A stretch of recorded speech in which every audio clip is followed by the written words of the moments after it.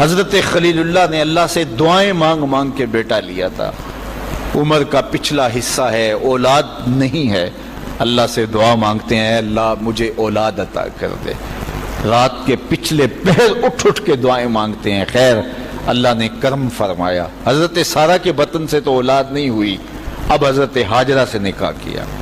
اب حضرت ہاجرہ سے نکاح ہوا تو اللہ نے ان کے بطن سے انہیں ایک خوبصورت بیٹا دیا جس کا نام اسماعیل رکھا۔ اللہ اکبر، اللہ کی کتنی بڑی آزمائش تھی۔ اللہ کی طرف سے آواز آئی میرے حکم کی تعمیل کرتے ہوئے اپنی زوجہ کو اور اپنے بیٹے کو وادی غیر ذی زرع میں چھوڑاؤ۔ تو پھر وہ آج جہاں کعبۃ اللہ ہے، یہاں پہاڑوں کے بیچ حضرت ہاجرہ کو چھوڑ کے حضرت خلیل اللہ واپس چلے گئے۔ اور پھر جب حضرت اسماعیل علیہ السلام کی عمر 13 سال ہوئی تو ایک بار ملنے آئے تو حضرت خلیل اللہ کو حکم ہوا، خواب آئی اور خواب میں یہ حکم ہوا۔ نبیوں کی خواب بمنزلہ وحی ہوتی ہے۔ ہمارے جو خواب ہیں ان میں سے کچھ خواب ایسے ہیں جن کو کہا گیا نبوت کا 46واں حصہ ہے، اچھے خواب، لیکن ہمارے خواب ادغاث و احلام ایسے بھی ہوتے ہیں جو دن کے خیالات کا عکس ہوتے ہیں۔ کچھ ہمارے خواب ایسے ہوتے ہیں کہ جو شیطان کی طرف سے ہمارے اوپر ہوتے ہیں، شیطانی خیالات کا عکس ہوتے ہیں۔ لیکن کچھ خواب ایسے ہوتے ہیں کہ جو ہے وہ اچھے اور صالح خواب ہوتے ہیں۔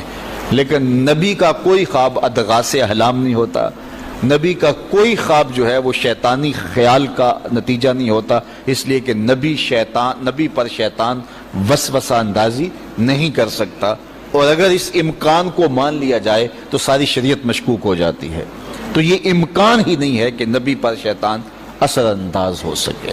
اللہ اکبر، نبی تو نبی رہا، نبی کے سچے غلام جو ہیں شیطان تو ان کے راستے میں رکاوٹ نہیں ڈال سکتا جب وہ اللہ کی طرف سے دیے ہوئے تقوی سے مالا مال ہو جاتے ہیں۔ خیر، تو خواب دیکھا کہ میں بیٹے کو ذبح کر رہا ہوں، تو آئے اور بیٹے سے کہا، پہلے زوجہ سے کہا کہ بیٹے کو تیار کر دو، ہم نے دوست کی دعوت پہ جانا ہے۔ ویسے خلیل عربی میں گوڑے دوست کو ہی کہتے ہیں، اور حضرت ابراہیم اللہ کے خلیل کہلائے، رب نے ابراہیم کو اپنا دوست قرار دیا تھا۔ تو پھر کہا دوست کی دعوت ہے، دوست کا بلاوا ہے، میں نے بیٹے کو وہاں لے کے جانا ہے۔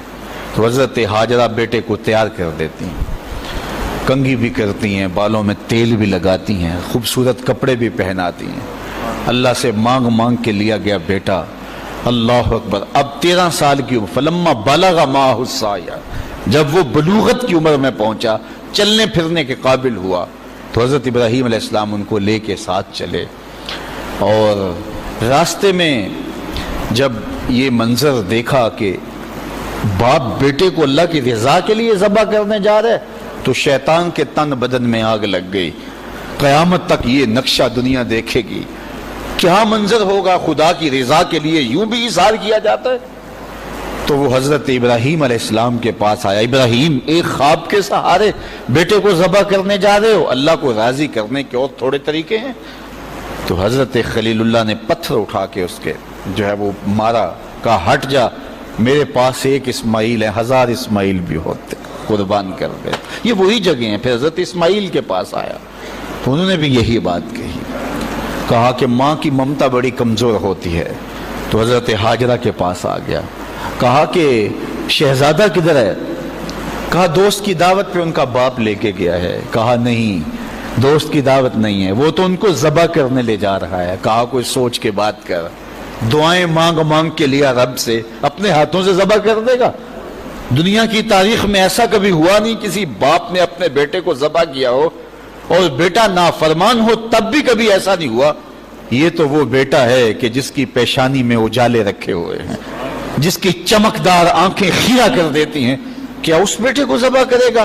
اور باپ بھی اتنا نرم دل، پھر مانگ مانگ کے لیا، مجبور ہو گیا، کہنے لگا کہ وہ اسے اللہ کا حکم کہتا ہے۔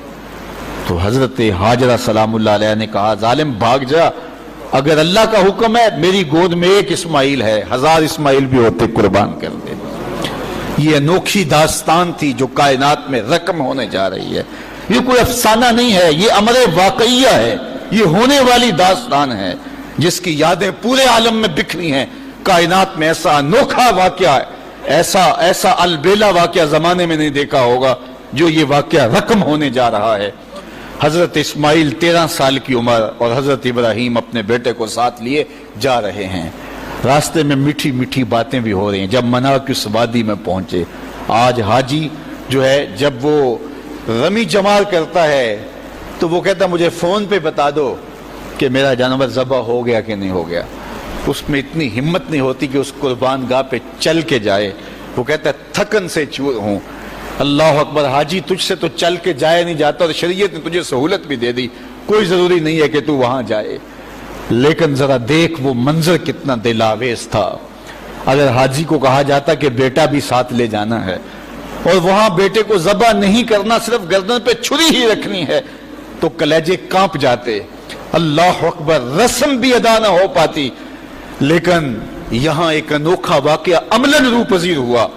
فلما بلغ ماہ السعی، جب وہاں پہنچے تو کہا یا بنیا، اے میرے بیٹے. اللہ کتنا میٹھا اور دلاویز انداز تھا. اے میرے بیٹے، یا بنیا، یا بنی نہیں کہا، میرے بیٹے نہیں کہا، بیٹے نہیں کہا، یا بنیا، اے میرے بیٹے. اس میں اپنائیت کا جمال دیکھیے اور ٹپکتا ہوا شہد دیکھیے پیار کا. اے میرے بیٹے، میں نے خواب دیکھا ہے، انی اذبحک فانظر ماذا تری، کہ میں تمہیں ذبح کر رہا ہوں. فانظر ماذا تری، اب تو بتا تیری رائے کیا ہے. باپ نہ بتاتا ذبح کر لیتا، لیکن نے بیٹے کو شامل کیا. بتانا، میں نے یہ خواب دیکھا ہے اور نبی کا خواب بمنزلہ وحی ہے. اب تو بتا تیری رائے کیا ہے، مجھے بتائیے. باپ بیٹے کو کہے کہ میں تجھے ذبح کرنا چاہتا ہوں. اللہ اکبر، باپ اپنی مرضی سے بعض اوقات کسی بیٹے کی کسی خدمت کی وجہ سے اس کو تھوڑا سا زیادہ دے دے، یا اس سے شفقت کا رخ زیادہ ہو، یا اس کو کچھ ترجیح دے دے، تو دوسرے بیٹے ناراض ہو جاتے ہیں اور باپ کے خلاف جا کے اپنے چچاؤں سے اور دوسرے رشتہ داروں سے بات کرتے ہیں کہ ہمارا باپ ظالم ہو گیا ہے. یار اس کا روح سخن تھوڑا سا دوسرے بیٹے کی طرف ہوا تو جا کے شور کر دیا اولاد نے کہ میرا باپ ظالم ہو گیا ہے. لیکن ذرا یہاں کہانی دیکھیے باپ کیا بول رہا ہے. بیٹا میں تجھ کو ذبح کرنا چاہ رہا ہوں. فانظر ماذا تری، مجھے بتا تیری رائے کیا ہے. تو بیٹا کیا جواب دیتا ہے؟ کائنات میں ایسا منظر نہیں دیکھا ہوگا. بیٹا خاموش ہو جاتا، سر جھکا لیتا. یہ بھی بڑی بات تھی، امتثال امر تھا. بیٹا کہتا جی جس طرح آپ نے دیکھا میں تو کچھ نہیں کہہ سکتا. یہ بھی امتثال امر تھا. بیٹا کہتا ٹھیک ہے آپ کر لیجیے جو آپ نے کرنا ہے. تو یہ بھی امتثال امر تھا. لیکن جو بیٹے نے کہا، کائنات نے ایسا منظر یہ بھی نہیں دیکھا ہوگا. بیٹے نے یہ نہیں کہا ہاں کر لیجئے، بیٹے نے یہ نہیں کہا کہ خاموشی اختیار کر لی، گردن جھکا لی. ذرا دیکھیے، بیٹے نے کہا یا آباتے. باپ نے کہا تھا نا یا بنیا، اے میرے بچے، اے میرے بیٹے. تو جب یہ بات سن لی کہ میں تجھے ذبح کرنا چاہتا ہوں تو بیٹے کا لہجہ تبدیل نہیں ہوا. اللہ اکبر، آج بیٹا ہو تو کہے باپ ہو صفاق ہو، لیکن اس کے باوجود لہجہ کہ یا آباتے، اے میرے ابو. ذرا اس سے شہد ٹپکتا ہوا دیکھیے اور اس سے خدمت گاری کا جذبہ دیکھیے. یا آباتے، اے میرے ابو. آگے کیا ہے؟ یا آباتے فعل ما تومر، ابو ذبح کیا ہے، جو بھی کرنا ہے کرو. یا آباتے ذبح نہیں کہا، اے ابو ذبح کر دیجئے. ذبح کا جواب ذبح میں دیا جاتا نا، لیکن بیٹا 2 قدم آگے بڑھ گیا. یا آباتے فعل ما تومر، ابو ذبح کیا ہے، جو بھی کرنا ہے کیجئے. باقی رہی بات میری، یہ کام آسان تو نہیں کہ گردن پہ چھری چلے اور میں تڑپوں نہ، لیکن اللہ کی مدد ہو تو یہ مشکل بھی نہیں. ستاجدونی انشاءاللہ من الصابرین. آپ دیکھیں گے رب نے چاہا تو صبر کر کے دکھاؤں گا، تڑپوں گا بھی نہیں. باپ رسی بھی ساتھ لے گیا تھا، چھری بھی ساتھ لے گیا تھا. چھری نکالی. یہ کوئی قصہ نہیں، یہ کوئی افسانہ نہیں ہے، یہ حقیقت اور امر واقعیہ ہے. چشم فلک نے پہلی مرتبہ یہ منظر دیکھا. آج حوریں بھی دیکھ رہی تھی، غلمان اور رضوان بھی دیکھ رہے تھے، فرشتے بھی جھک جھک کے دیکھ رہے تھے. مالک قیامت آنے والی ہے. کہا تمہیں بتانا چاہتا ہوں، تم کہتے تھے انسان کو خلیفہ بنا رہے، سجدے تو ہم کرتے ہیں، عبادتیں تو ہم کرتے ہیں، یہ تو لڑائی کرے گا، دھینگا مشتی کرے گا. اب دیکھو میرے بندے کی ادا کو، میرے بندے کی اطاعت اور فرما برداری کے رنگ بھی دیکھو. اللہ اکبر. باپ نے بیٹے کو لٹایا، رسیوں سے بدن جکڑ لیا، ہاتھ میں چھری پکڑی ہے. اللہ اکبر. حضرت اسماعیل کو لٹایا. قرآن نے وہ باقاعدہ منظر نگاری کی ہے. فلما اسلما وتلہ للجبین، جب دونوں راضی ہو گئے. کس بات پہ راضی ہو گئے؟ کہ فلاں نمبر کی گاڑی خرید لیں، فلاں کوٹھی اور فلاں بنگلہ خرید لیں. نہیں، دونوں راضی ہو گئے. باپ ذبح کرنے پہ راضی ہو گیا اور بیٹا ذبح ہونے پہ راضی ہو گیا. اسلام اسے کہتے ہیں فلما اسلما. یہاں لفظ ہے جب دونوں نے رضا کر لی، طے کر لیا، دونوں نے سر جھکا لیا. الاسلام گردن نہادن، اسلام کا معنی ہے گردن رکھ دینا. تو دونوں نے جب گردنیں رکھ دی اللہ کے حکم پر، باپ ذبح کرنے پہ تیار ہو گیا اور بیٹا ذبح ہونے پہ تیار ہو گیا. سینے میں دل رکھنے والے ہو، بیٹے کا ذبح کے لیے تیار ہو جانا چھوٹی بات نہیں تھی، لیکن باپ کا اپنے ہاتھوں سے بیٹے کو ذبح کرنا یہ اس سے بھی بڑی بات تھی. یہ تماشائے لبے بام نہیں تھا. لیکن آج زمانہ اس منظر کو دیکھ رہا ہے. منا کے سیاہ پہاڑوں میں یہ کہانی رقم ہونے جا رہی ہے. باپ نے ہاتھ میں چھری پکڑی اور بیٹے کو لٹایا. قرآن بتاتا ہے فلما اسلما، جب دونوں راضی ہو گئے، وتلہ للجبین، اور باپ نے بیٹے کو پیشانی کے بل لٹایا. اس پر مفسرین نے دو باتیں کی ہیں. للجبین کا معنی کیا ہے کہ پیشانی کے بل لٹایا، پیچھے سے ذبح کرنا چاہ رہے تھے. اور دوسرا یہ ہے کہ جس طرح جانور کو ذبح کیا جاتا ہے تو اس کی گردن کو بل دے کر کے ماتھا زمین پہ لگایا جاتا ہے کہ رگیں تن جائیں اور گردن کھل جائے تاکہ ذبح کرنے میں آسانی ہو. تو کہا کہ گردن کو جو ہے وہ کشادہ کرنے کے لیے آپ کا نازک گلا گھما کر کے پیشانی پہاڑ پتھر کے ساتھ لگائی اور رگیں تن گئی. پورا بدن جکڑا تھا رسیوں سے. اور حضرت اسماعیل نے، ابراہیم نے خود بھی پٹی باندھی تھی کہ یہ منظر اتنا آسان تو نہیں ہے. اللہ اکبر. اچانک حضرت اسماعیل نے کہا ابا جان میری رسیاں کھول دو. بیٹا کیا ہوا؟ کہا کھول دو رسیاں. بیٹا ابھی تو کہہ رہے تھے یا ابا تفعل ما تؤمر، جو کرنا ہے کیجئے، اب کیا بول رہے ہو؟ کہا کل کا مورخ لکھے گا باپ ذبح کرنا چاہتا تھا، بیٹا ذبح ہونا نہیں چاہتا تھا. باپ نے باندھ کے کیا ہے. کھول دو رسیاں، نہیں تڑپوں گا. رسیاں کھول دی گئیں. حضرت ابراہیم نے ہاتھ میں چھری پکڑی ہے لیکن پٹی برابر بندھی ہے. بیٹے فلما اسلما وتلہ للجبین. اللہ اکبر. تو پوری قوت کے ساتھ چھری کو نازک ریشم جیسی گردن پہ رکھا.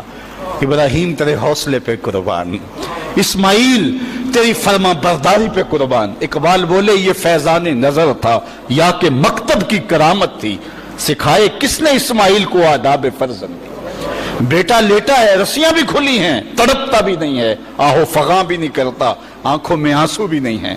باپ نے ہاتھ میں چھری پکڑی ہے، بیٹے کی نازک ریشم جیسی گردن پہ رکھی اور پوری قوت سے چھری کو دبا دیا. لیکن ہوا کیا کہ ایک بال بھی نہیں کٹا. چھری کو پاس پڑے پتھر پہ مارا. لکڑی پڑی تھی، پتھر پڑا تھا، مارا، وہ کٹ گیا. لما تقطع یا سکین، اے سکین ہے چھری تو کیوں نہیں کاٹتی؟ اللہ اکبر. چھری نے زبان حال سے آواز دی ابراہیم الخلیل یامرنی والجلیل ینہانی. خلیل مجھے ایک بار کاٹنے کا کہتا ہے، وہ خلیل، وہ کبیر، وہ رب، وہ جلیل 70 بار کہتا ہے، خبردار ایک بال بھی کاٹا. کہا تیرا کام تو کاٹنا تھا. چھری بولی آگ کا کام بھی تو جلانا تھا. جس نے آگ کو جلانے سے روکا آج اس نے مجھے کاٹنے سے روک دیا. سمجھے اس سے یہ بھی تو نتیجہ نکل سکتا ہے چلو جان چھوٹی، میرا قصور تو نہیں تھا، لیکن اللہ کے حکم کو پورا کرنے کا جذبہ تھا. پتہ نہیں دل میں کیا بات آ گئی کہ چھری کو روک دیا گیا. پھر استغفار پڑا اور چھری تیز کی اور گردن پہ رکھ کے پورا زور لگا دیا. گردن کٹ گئی، خون بہنے لگا. خوش ہو گئے کہ بڑا کام تھا کر گزرا. جلدی جلدی پٹی کھولی تو دیکھا ذبح ہونے والا بیٹا نہیں دمبا تھا. اللہ اکبر. دمبا پڑا تھا اور بیٹا پاس کھڑا مسکرا رہا تھا. تو حضرت خلیل کی زبان سے بے ساختہ نکلا اللہ اکبر. تو حضرت اسماعیل بولے لا الہ الا اللہ واللہ اکبر. پاس جبریل کھڑے تھے، کہا اللہ اکبر وللہ الحمد. آواز آئی فلما اسلما وتلہ للجبین ونادیناہ ان یا ابراہیم قد صدقت الرؤیا انا کذالک نجزی المحسنین. آواز آئی ابراہیم تو نے واقعی خواب پورا کر دکھایا.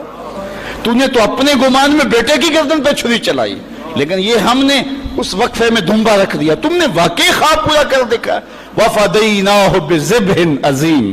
ہم نے ان کے جو ہے بدلے میں ایک दुम्बा दे दिया और हमने इसको पिछलों के लिए सुन्नत रख दिया।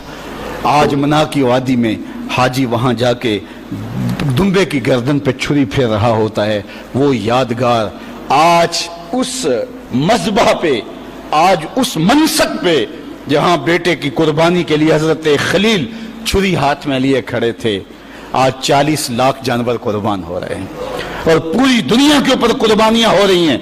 अल्लाह अकबर, वहां आवाज आती है, सलामुन अला इब्राहिम, ए इब्राहिम तेरे ऊपर सलाम।